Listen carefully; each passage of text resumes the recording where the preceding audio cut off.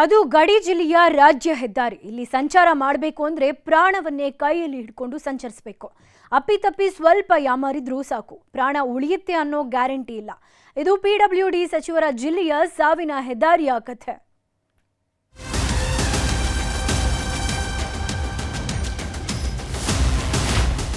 ಎಲ್ಲೆಂದರಲ್ಲಿ ನಿರ್ಮಾಣವಾಗಿರುವ ಗುಂಡಿಗಳ ಮಧ್ಯೆಯೇ ಪ್ರಾಣ ಒತ್ತೆ ಇಟ್ಟು ಸಂಚಾರ ಮಾಡುತ್ತಿರುವ ಜನ.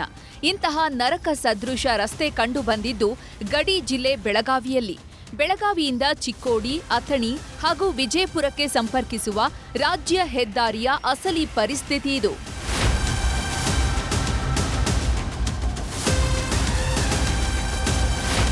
ಗೌಟುರ ಗ್ರಾಮದಿಂದ ಹಿಡಿದು ಕಾಗವಾಡದವರೆಗೂ ರಾಜ್ಯ ಹೆದ್ದಾರಿಯಲ್ಲಿ ಲಕ್ಷಾಂತರ ಗುಂಡಿಗಳು ಸೃಷ್ಟಿಯಾಗಿವೆ.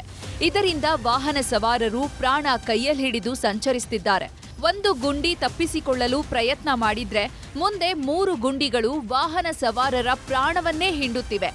ಗುಂಡಿ ಯಾವುದು, ರಸ್ತೆ ಯಾವುದು ಅನ್ನೋದೇ ಗೊತ್ತಾಗದಂತಹ ಪರಿಸ್ಥಿತಿ ರಾಜ್ಯ ಹೆದ್ದಾರಿಯದ್ದಾಗಿದೆ.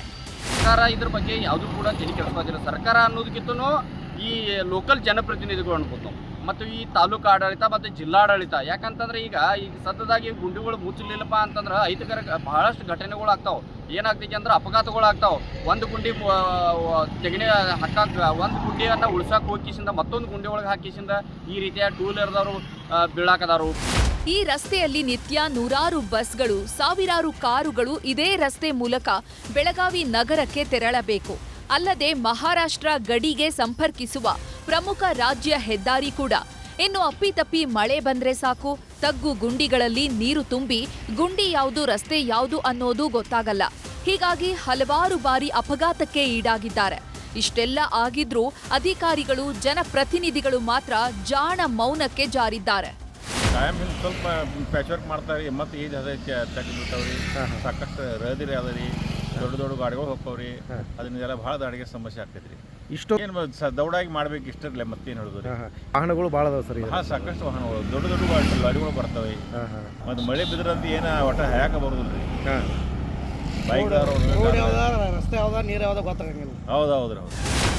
ಬೆಳಗಾವಿ ಜಿಲ್ಲಾ ಉಸ್ತುವಾರಿ ಹಾಗೂ ಪಿಡಬ್ಲ್ಯೂಡಿ ಸಚಿವ ಸತೀಶ್ ಜಾರಕಿಹೊಳಿ ಅವರ ಸ್ವಂತ ಜಿಲ್ಲೆಯ ಪರಿಸ್ಥಿತಿಯೇ ಹೀಗಾಗಿರೋದು ವಿಪರ್ಯಾಸವೇ ಸರಿ. ಲೋಹಿತ್ ಶಿರೋಳ, ನ್ಯೂಸ್ 18 ಚಿಕ್ಕೋಡಿ.